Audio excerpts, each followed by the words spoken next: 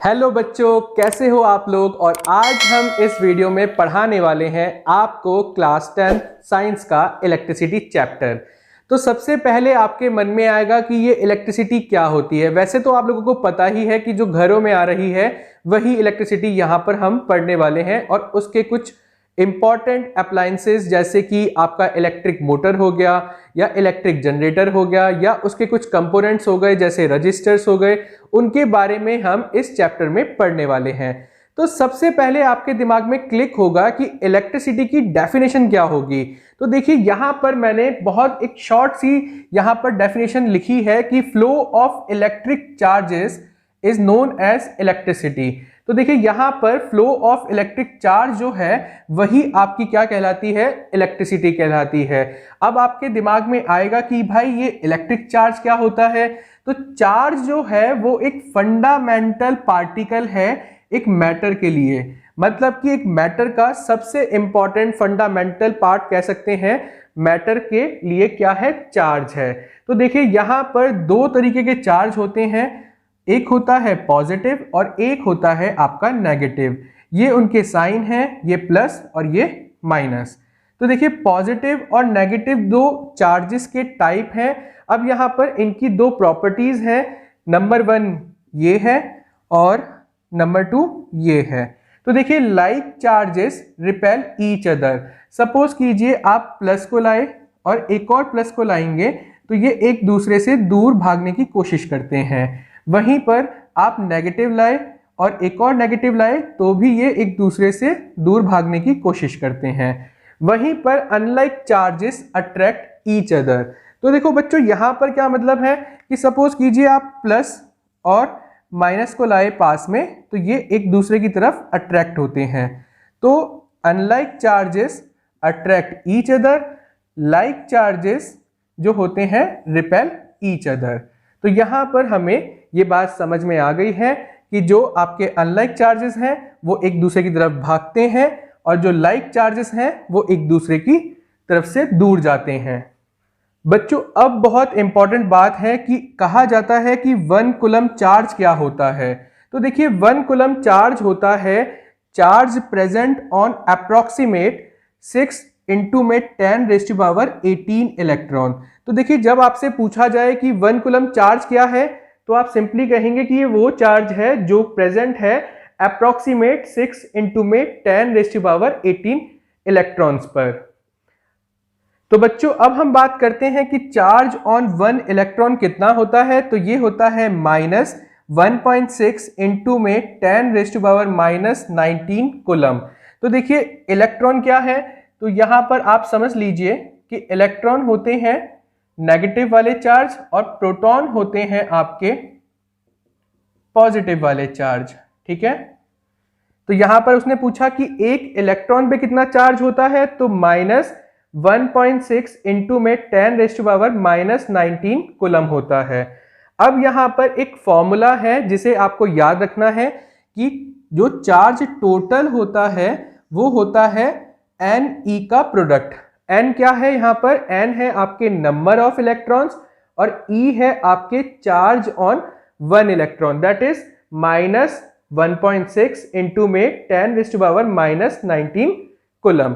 तो देखिए यहां पर हमने इनकी मेन जो इंट्रोडक्शन है इस चैप्टर का उसे पढ़ लिया है। अब हम आगे चर्चा करते हैं, नेक्स्ट टॉपिक के बारे में बात करते हैं। तो चलिए आप इसका स्क्रीनशॉट ले लीजिए और आगे बढ़ते हैं। अब तो बच्चों अभी आपने देखा कि आपका जो इलेक्ट्रिसिटी है वो क्या होता है, फ्लो ऑफ चार्ज कहलाता है। वहीं पर आपने चार्ज की दो टाइप्स के बारे में पढ़ा, एक होता है पॉजिटिव, एक होता है नेगेटिव।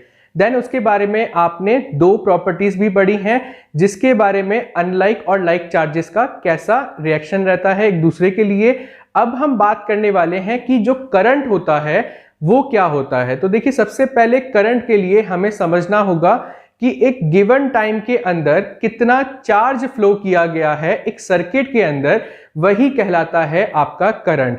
तो यहां पर बहुत सिंपल सी एक हमने डेफिनेशन बनाई है कि करंट होता है rate of flow of charge, कि मतलब कितना चार्ज जो है वो उसके अंदर से फ्लो किया है एक टाइम के अंदर। तो देखिए यहां पर एक सिंपल सा फॉर्मूला बन जाता है कि I is equal to Q/T होता है। I क्या है यहाँ पर? I है आपका करंट, क्योंकि करंट के लिए हम सिंबल यूज करते हैं I, और Q है चार्ज और T है आपका टाइम। देखिए यहाँ पर इसकी एक SI यूनिट है, दैट इज कॉल्ड एम्पेयर, और इसका सिंबल है A। वहीं पर कई बार हमसे पूछ लेते हैं कि 1 एम्पेयर क्या होता है, तो 1 एम्पेयर वो करंट होता है जो कि 1 कूलम चार्ज के थ्रू निकलता है 1 सेकंड के अंदर। तो देखिए 1 एम्पेयर क्या हुआ? 1 कूलम पर सेकंड। तो यहां पर हमने इसकी एक छोटी सी आपको परिभाषा बता दी है, एक डेफिनेशन बता दी है। अब हम देखते हैं कि 1m, स्मॉल m और a लिखा होता है तो उसका मतलब क्या होता है। देखिए यहां पर जो करंट है वो बहुत छोटे लेवल पर होता है, तो ये है 1 मिली एम्पेयर, तो इसका मतलब होता है 10⁻³ एम्पेयर। और वहीं पर ये है 1 माइक्रो एम्पेयर, तो ये कहलाता है आपका 10⁻⁻6 एम्पेयर। तो ये हो गए छोटे करंट्स को नापने के लिए एक पर्टिकुलर यूनिट। अब हम बात करते हैं कि ये नापते कैसे हैं करंट को, या मेजर कैसे करते हैं, तो इसका तरीका होता है एमीटर। देखिए एमीटर का एक सिंबल है जिसके अंदर आपको एक सर्कल के अंदर A लिखना होता है, और एक तरफ जो कनेक्टेड होती है पॉजिटिव साइड से वहां पॉजिटिव लिखते हैं, और जो नेगेटिव साइड से कनेक्टेड होती है वहां पर नेगेटिव लिखते हैं। इसकी एक और प्रॉपर्टी है कि ये हमेशा लो रेजिस्टेंस का होता है। अगर ज्यादा रेजिस्टेंस का होगा तो देखिए यहां पर हीट पैदा हो जाएगी और आपका जो करंट है वो लॉस होना स्टार्ट हो जाएगा। इसके बारे में हम इस चैप्टर में आगे पढ़ेंगे भी।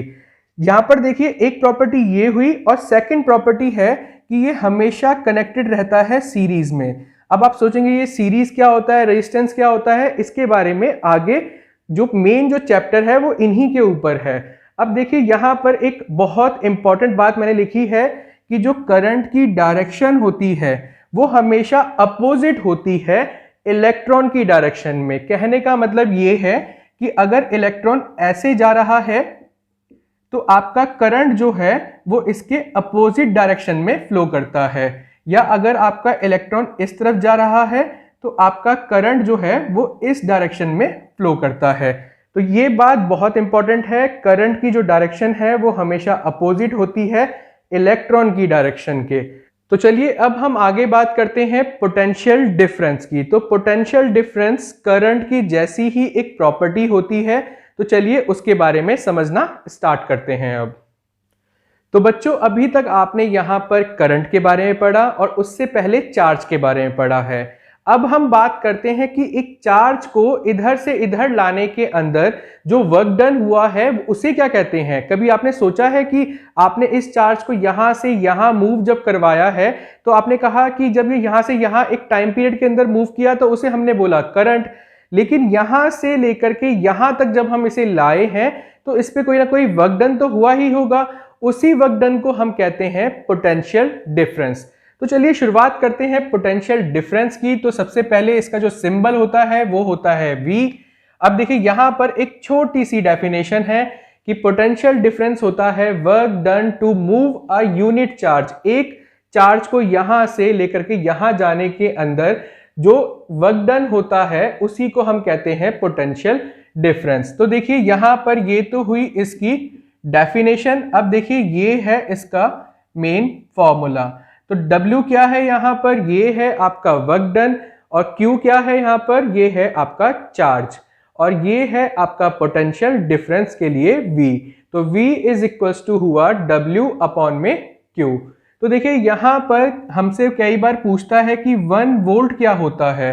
1 वोल्ट की जो डेफिनेशन है उसके बारे में पूछता है, तो ये होता है 1 joule of work done in carrying 1 coulomb charge. कहने का मतलब ये है ये वो 1 जूल का वर्क है जिसे आप 1 कूलम चार्ज को यहां से यहां ले जाने में करते हैं। तो देखिए ये होता है आपका 1 वोल्ट। चलिए यहां पर हम बात करते हैं कि पोटेंशियल डिफरेंस को मेजर कैसे करते हैं। तो ये है आपका तरीका इसे मेजर करने का। ये है एक meter that is called voltmeter, और इसका सिंबल है सर्कल के अंदर V, और जो आपका पॉजिटिव साइड है वहां पर पॉजिटिव रखते हैं, जो आपका नेगेटिव साइड है वहां पर नेगेटिव लिखते हैं। तो ये हुआ वोल्ट मीटर का सिंबल। वहीं पर एक बहुत इंपॉर्टेंट प्रॉपर्टी है कि वोल्ट मीटर जो होता है वो हाई रेजिस्टेंस होता है। दूसरी बात कि ये हमेशा कनेक्टेड रहता है पैरेलल के अंदर। तो मैंने बताया कि अभी कि सीरीज और पैरेलल के बारे में हम इस चैप्टर में और ज़्यादा बात करेंगे, लेकिन अभी नहीं, आगे चल के। लेकिन इन पॉइंट्स को आप नोट डाउन कर लीजिए, कई बार वो पूछता भी है। अब देखिए यहाँ पर एक क्वेश्चन आता है कि simplest device to maintain the potential difference क्या है। तो वो सिंपलेस्ट डिवाइस जो है वो है आपकी सेल, जो आपके रिमोट में, आपके घरों में जो आप यूज करते हैं, वही है आपका सिंपलेस्ट डिवाइस एक पोटेंशियल डिफरेंस को मेंटेन रखने के लिए।